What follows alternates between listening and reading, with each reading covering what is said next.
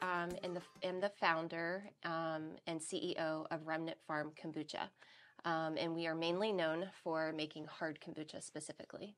So we have a brewery right in Haymarket, starting out with being distribution focused, and just a couple years into it, and things are moving along. So, oh my goodness, yeah. Tell me how this started. Like, how did you come up with the idea? Why kombucha? Yeah. So many years ago, I had a couple of my children that had food allergy issues, and I started doing a little bit of research into, what was going on, why they were sick all the time. Mm-hmm.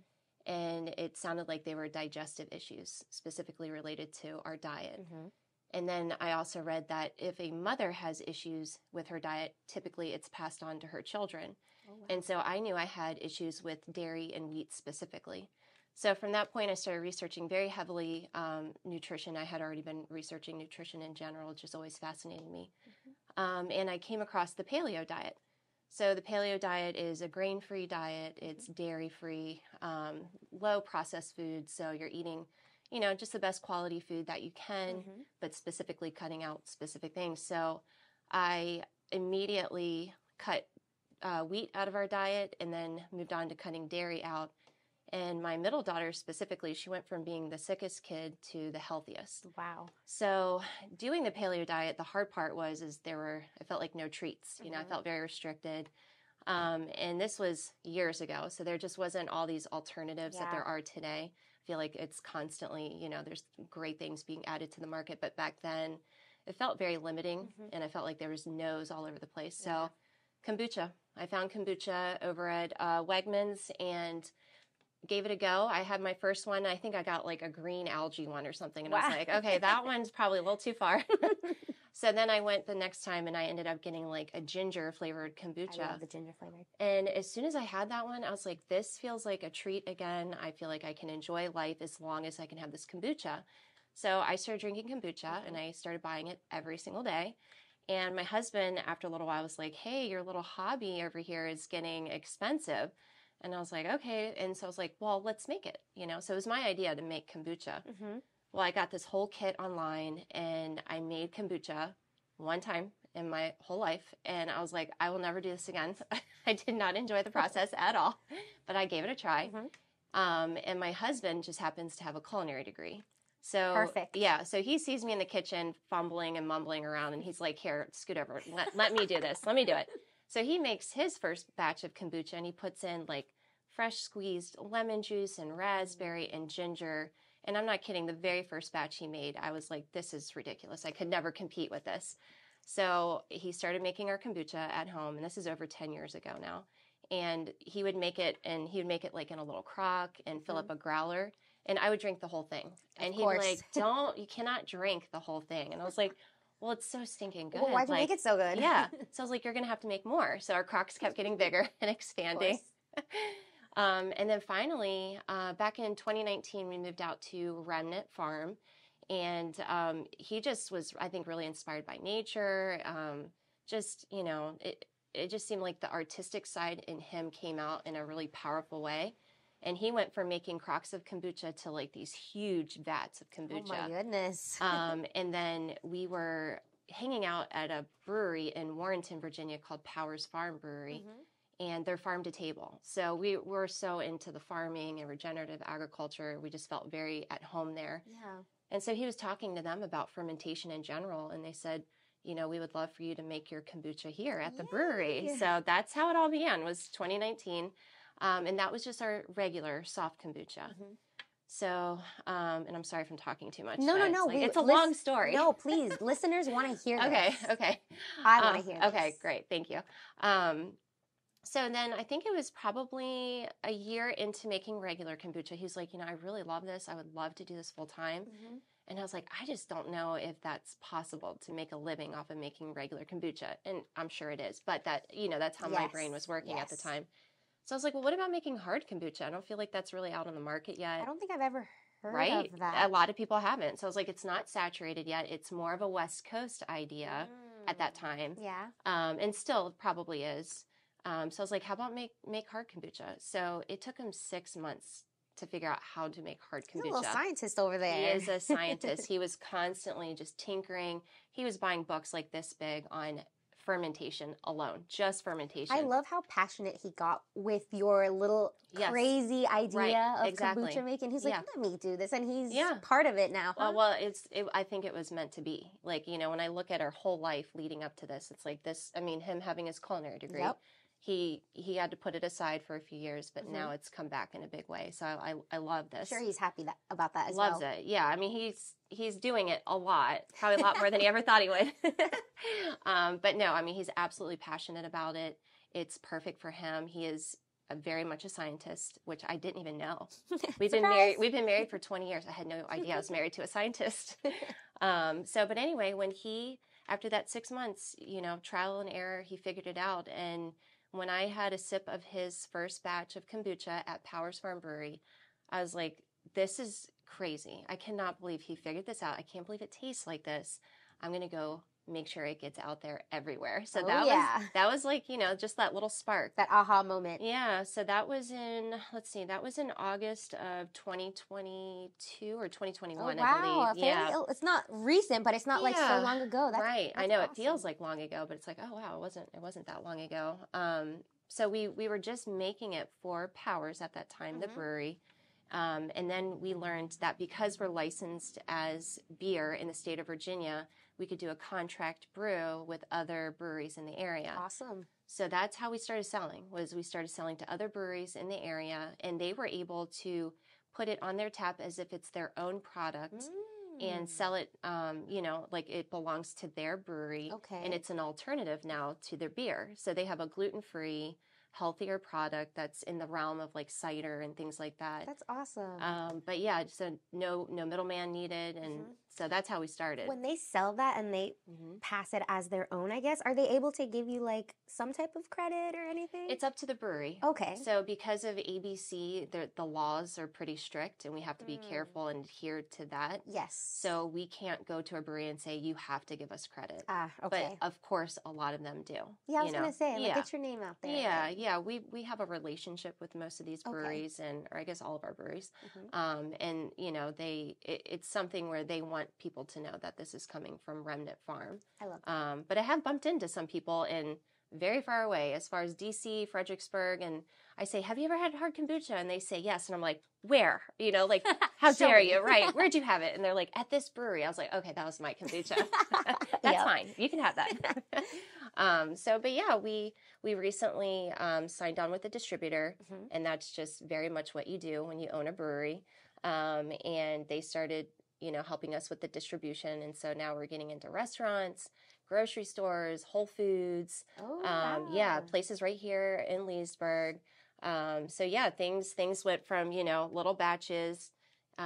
We also moved our facility, our production, into Great Maine and Haymarket, and you're all over now. Oh yeah, no, it's been moving. But we went from being able to make 120 gallons at our max to now 900 gallons. Holy moly. Yeah, so we really ramped up production. Yep. So this whole year is about me selling. Okay. Yeah. I think I'm going to have to buy one because these look very delicious. Yes, very refreshing. So. And do you mind showing the bottle off a little bit and tell us about the flavor and how you come up with these concoctions? Yeah, absolutely. So this is our Ricky Bobby, is what we named it. It's a ginger and lime flavor, so play on a Moscow Mule. And it's literally fresh ginger and lime that goes into this one. It's about 6.5 or 7% on the ABV, so it doesn't taste like it, but it definitely has alcohol in it. I love that little saying right there. Yes. That's a fun one. So there's a story behind each one. I'm the crazy person behind all this. So we have a friend named Ricky, and he is one of the owners of Trouvaille Brewery in Haymarket, and he's a single dad. He's the owner of the brewery, and he's also a triathlete. And one day he said this to me, which was, Stephanie, you just have to take the bitch out of your heart. And I was like, that needs to go on a logo. Who says things like that? Yeah. Right? So anyway, so that's where this one came from. And yeah, this one's obviously been doing very well, being very well received. So we really, what are really the flavors? appreciate it. So this one's ginger and lime. And then this one, and we have a few, but these are just two of these are probably our most popular right now. And this is our Jerry's Jungle Juice. So this one came about because my husband literally like had a bunch of leftover tea. That's how we flavor most of our kombucha. And it's like a herbal fruited tea. So he had some like pineapple tea, some mango tea, dragon fruit. And he's like, I only have a little bit of each, so I'm going to stick it all together. And he said it reminded him of jungle juice. So anyway, that's how we came up with the Jerry's Jungle Juice. So I love that. yeah, so each one we try to be, that's kind of just trying to have fun because it's alcohol and that's what the breweries do. Yeah, exactly. So. No, and I love the little designs and the little memorable pieces, almost like an inside joke, but we're all in it. Exactly. And it gives, a story to tell, and people like to hear that story. Exactly. But yeah, no, I work with a company that's local as well, Tisky, right out of Herndon, and she's a woman-owned business, CEO, and I could not do any of this without them. So shout out to them. I know. I have so many amazing people around me. And is the red one? Oh, it's hard too. I see that. Okay. I brought only hard today. That's right. Okay. No, that's totally fine. Tell us about the soft one. Yeah, so we do have our soft kombucha, but believe it or not, I think, unless I'm wrong, somebody might correct me, I believe it's actually harder to sell soft kombucha than hard kombucha. And maybe that's what we were thinking. So we went through the process of getting approval on the hard side. Yeah. And now we've just gotten approval on the soft side. So with our soft kombucha, obviously we make the soft to make the hard. Yes. We are just now starting to ramp that up and get that product out as well now. Yeah, that's so that's amazing. You got a busy year ahead of you. Yes, I think I have a busy year ahead of me. So. That's a good thing. So I'm happy for you. Thank you. Tell me about marketing for your kombucha drinks. How are you on social media, website? How are you getting out there? So, again, this company, Tisky, they not only help me with all my logos and labels and everything like that, but they run my website for me. Okay. They have come alongside me to help me with my social media, because you obviously have to have social media. Yes. So, they make posts for me. And then, over the past couple of years, I've had friends come alongside me that are business owners, and they're like, Steph, you have to have social media, because I was very bad about it. I know. It's like, we all start somewhere. I know. So, so we've all just been helping out, with posting online, trying to come up with content. But really the main focus has just been getting the product out there and then letting people know where it is. Yeah. And I think, for running a business, it's like you can just constantly be a little all over the place all the time. And that's how I typically am wired. Every morning I wake up, I have a new idea. I love that. Your husband's like, what you got for me today, sweetie? He's actually like, hey, one thing, and I have an operations guy too. And they're like, you're zooming, calm down. Like a cat, They're like, you need to calm down and focus on this one piece at a time. And I appreciate that because I think they're right. That's why you guys are good for each other, balance each other out. Yes. Just like kombucha. Yes, it's important to have a team. And then I do have somebody on my team specifically that's on the back end, and he's looking at the Google Analytics and the SEO. And so, we are trying to be more than a mom and pop. Yes. We are running our company very intentionally. So I do have an operations guy, and I do have a marketing person, and I have a CFO in the company. Yeah, so I was like, I never wanted to come into this and just kind of do it. I was like, I want to create something. All the way. All the way. Yep. All or nothing. I want a national brand. I want a lot of employees one day. Okay, when you get really famous, I'm going to be like, we interviewed her first. Maybe, possibly. Yes. No, it's happening. No, I'm just kidding. Woo! Yeah, I think you have to, if you're going to go and do something, you have to go and do something, and you have to be intentional about it. So now, on that note, there's a lot of business owners and entrepreneurs listening in. What advice would you give to anybody who's thinking of like, you know what, I want to start my own thing, but I don't know if it'll work. I don't know where to start. I don't know anything. Like, should I do it? But they want to. It's always in the back of their mind. Yeah. What advice would you give to them? It might sound silly, but I do listen to a lot of motivational speaking every single day. I don't go a day without putting positive words into my mind, because I think that's important. But I would say number one is you never make the shots you don't take, so we can go through life and be content with, where we are, or you can make the decision that you want to go out and you want to do something. And I will say, if you give 50% effort, you're only going to get 50% return, 70% effort, 70% return. So when you become a business owner and an entrepreneur and you're going to go do something, don't look for balance in your life, because it's probably not going to be there. But if you give 100% effort, you're absolutely going to get a return. I believe that there's plenty of room out there for all of us to be successful. It's just the effort that goes behind it. So you don't have to be the most well-educated. You don't have to know it all. There are people out there that will come alongside you and help you, and you learn along the way. And so I think if you're a lifelong learner and you go into it knowing that this is going to be a learning process, I really do believe that we all, have the ability to do whatever it is that we're after. But again, I'll be honest, it's not hard, it is hard. I was like, wait. It's okay. Sorry, it is hard, but it's doable, So anyway. No, yeah. Thank you. I'm sure they're going to appreciate that piece of advice for any people who are having some doubts. Yeah. Can you tell me any hardships that you've had while trying to start a business and how you overcame, or if you learned something from that? Yeah, sure. So, absolutely. I mean, I feel like in any business venture, very quickly you have to learn that, part of the process is problem solving. So I think over a little bit of time, you don't expect things to go smoothly. You're going to expect to hit roadblocks. That's right. And so when those roadblocks come, the more that you overcome, the easier it is to get through them. Yeah. So, problem solving, number one, is huge. And I think another thing too, as a business owner, and for me personally with my own story, is you really do have to be able to believe in yourself. If you're not confident and you don't think you're going to be able to do it, you're probably not going to. So you have to be able to have the confidence to stand up for what's right for you and your company, and you cannot worry about what else is going on around you. I did have to make some changes in my company. I had different team members last year, but we didn't line up. Wasn't the same vision.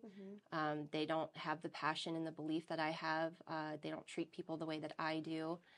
We don't have the same values, and so therefore now they're not part of my daily operations. And since removing them, things have gone very drastically in a much better direction. And at the end of the day, I put the responsibility back on myself, because that was my fault that I was allowing other people to come in and have say over something that is my dream. Yes. This is mine. And so anyway, having the right team around me now, where they're my support system. We don't override each other. We work with each other. Yes. But yeah, and along those lines as well is learning how to work with others. Yes. We're all wired very differently. And again, my operations guy, he came in and he was like, your standards are very high. That's very clear. We understand you. We get that. But if you're not going to be able to learn how to work with others, you're not going to get very far. And he basically told me, he said, most successful companies out there are companies that learn to work with others. And I heard him loud and clear. I was like, give me the tools. I don't have all these tools. I don't know everything. But once I hear it, I'm like, okay, well, I'm just going to have to trust the process. And, little by little, when I've taken his advice and I've applied certain things, I'm like, okay, he was right. He was right again, So anyway, I've learned a lot in a short period of time. But again, that was part of what I wanted through this process. That's amazing, too, that you're also able to take feedback and use it into your own. A lot of people are reluctant to be like, no, I want to do it my way. Right. So as he said, you have to learn how to be with different kinds of people and also take advice that maybe you don't necessarily think or want to do. But then when you try it, it's like, okay. Yep. And it's not easy. I mean, especially when you're the boss, when somebody's coming in and giving you some constructive criticism, I think that's another piece of being a successful leader is you have to be able to take that and appreciate it and learn from that and not take it personally. You have to be able to put your feelings aside and say, okay, if I truly want to grow as a person, as a leader, as a boss, I'm going to have to take the constructive criticism, because if things aren't working one way, why is it? And if somebody comes along and says, this is the reason, it's up to me to listen, but I'm not going to lie. I mean, it's definitely hard. It's hard. Yeah. Hey, you're telling it like it is. That's the truth. No sugarcoating. A lot of humble pie for sure. Yum. Yeah. And can you tell me a little bit about the sustainability that kombucha, the process of it? I read a little bit about it, but I'm kind of mind boggled about that. Yeah. So, thing number one is that it's tea-based. So we're dealing with a product, and I could get into the weeds on this, but, talking about sustainability in general, there's a lot of crops in America that are being grown as a monocrop. And what's a monocrop? I'm sorry. A monocrop is like one field of wheat, one field of soy, one field of, barley, and that's just commercial agriculture in general. And I don't want to sit here and trash what that is, but I believe in regenerative agriculture. I'm not even practicing it yet, but that's something that I want to move into. But along those lines, when a lot of products are made, they're taking something that's been commercially farmed with monocrops. And in order to grow monocrops, you have to spray pesticides and things like that on them to keep the insects from tearing it up. And so anyway, we have no products like that in here. So it's a product that I would like to have more sustainable one day by the sugar. So Remnant Farm is a small hobby farm right now, but ultimately what I would love to do is have, fruit that I'm able to grow on my farm that I'm able to put directly back into the product. But then on top of that, we also don't pasteurize our product and there's no preservatives in it. So again, going back to that sustainability, right now, my product's probably not the most appealing for a nationwide right now because it has to be refrigerated. But to me, it's a healthier product. Yes. And the feedback that I'm getting from a lot of people is they're like, I'm not getting a hangover. Like I felt that last night, but I don't have a hangover. And I'm like, because all these products that we're consuming, unfortunately, do have, like I said, the monocrop, which means it's been exposed to who knows how many toxins. Yeah. And then it is pasteurized and it does have preservatives. It's got the sulfites in it. And some of them are higher in sugar. Basically all the stuff that we shouldn't even be having in our bodies or is not good for us. Right. Yeah. And, the human body is amazing. I've studied nutrition for many years. And yeah. And so therefore I know what the human body's capable of doing.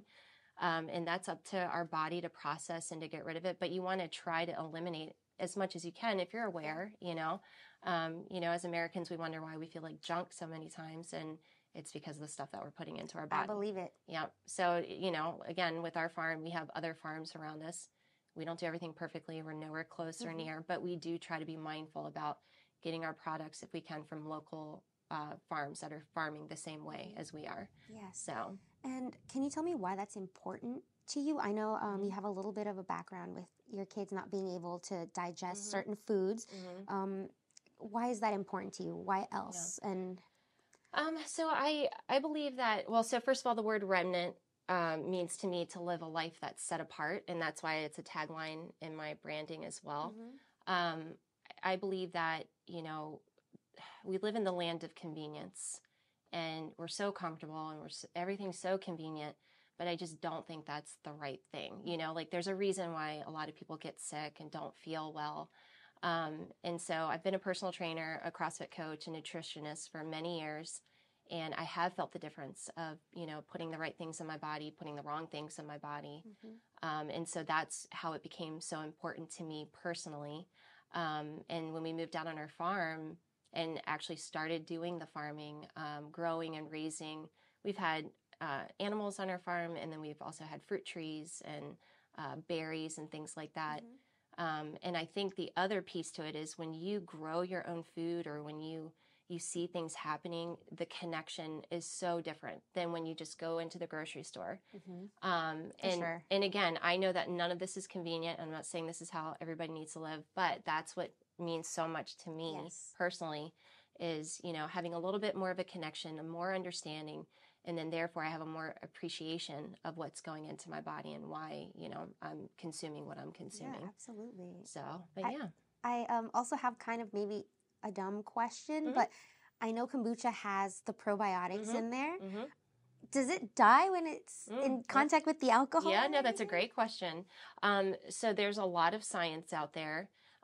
There's some companies that say that the probiotics are in there. There's some science out there and some companies that say there's no way. So we had to do a little bit of our own research to come up with our own answers, and we sent our product off to a lab. We do believe that the healthy bacteria in kombucha most of it cannot survive in a higher ABV. So most of that healthy bacteria is killed off, unfortunately. And again, this is our own research. I don't want to say definite, but it does look that way. However, the cool thing that I never hear talked about is that the healthy acids that you find in any fermented food, so we're talking sauerkraut, kimchi, everything, it doesn't just have probiotics, but it has these healthy acids in them.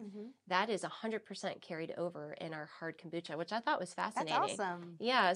And then what these healthy acids can do in your body is it can actually help you not absorb all the carbohydrates that you're taking in. And if that's the case, I think that is another reason why you don't feel like junk the next day after having the hard kombucha. And So I also I see sometimes when I pick up a kombucha from like Whole Foods, yeah. they always have like that little stuff at the bottom. I Uh-huh. don't like it. It creeps me out. And I don't see that on yours. So I really like that. I'm sorry. No, that's the good healthy bacteria. Well, I'm sorry, but it creeps me out. You need to drink it. No, I'm just kidding. Got it. Yeah, I totally understand. A lot of people are weirded out, but that's all it is. It's, not to gross too many people out there, but kombucha is it's a living thing. Bacteria culture, yeah. Exactly. The bacteria in the culture, it's alive. There's, I don't know if there's like billions of strains in there, but it's a lot. So that's what you're seeing. Okay. I just drink it, but I'll close my eyes and drink it. Yeah, I was gonna say it doesn't bother me, but I understand. I've been drinking it for a long time now. Okay, so I trust you. Yeah, I think you know what you're talking about. Yeah. And then can you tell me any stories? I keep saying, can you tell me? Oh, no, that's okay. I don't mind. Would you mind sharing with us any memorable experiences that you have in your journey with people drinking your kombucha or just anything silly when you're making it? Oh, gosh. Okay. Yeah, so I think some of the funnest stories for me are probably when we go to a beer fest.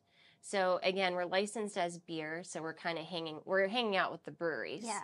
So, you can imagine, like, my husband and I show up with breweries and we've got hard kombucha, and especially in the beginning, they're looking at us like we're crazy hippies. And I'm like, I get it. We are. It's fine. We get it. We know who we are.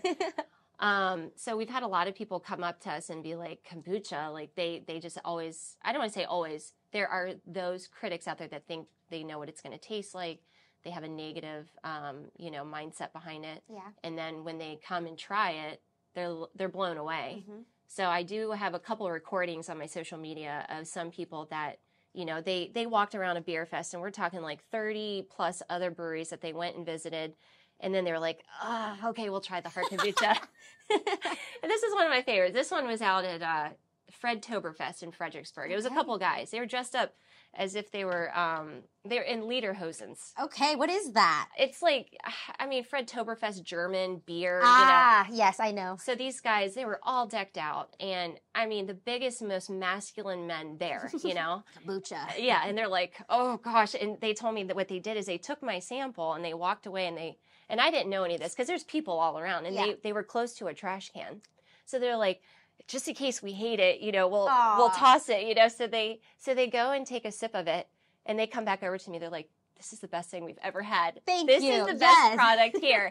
And then they wouldn't leave my tent, and they kept hanging out. And it was the Ricky Bobby that pulled them in. That's funny. I love that. It was a great testimony. So I went ahead and I was like, I'm sorry, but you guys are going to have to go ahead and, we're going to have to record this. And they were very happy to give the feedback. And it wasn't just those two men. There were quite a few people there that day that ended up hanging out with us, and were just like, we cannot believe that this hard kombucha tastes like this, and at 7% alcohol. It just blew them away. They were very impressed. Now they're fans of kombucha. Now they're Whether it's hard, it's kombucha. Exactly. So anyway, that's definitely one of my favorite stories. That's amazing. Thank you for sharing that.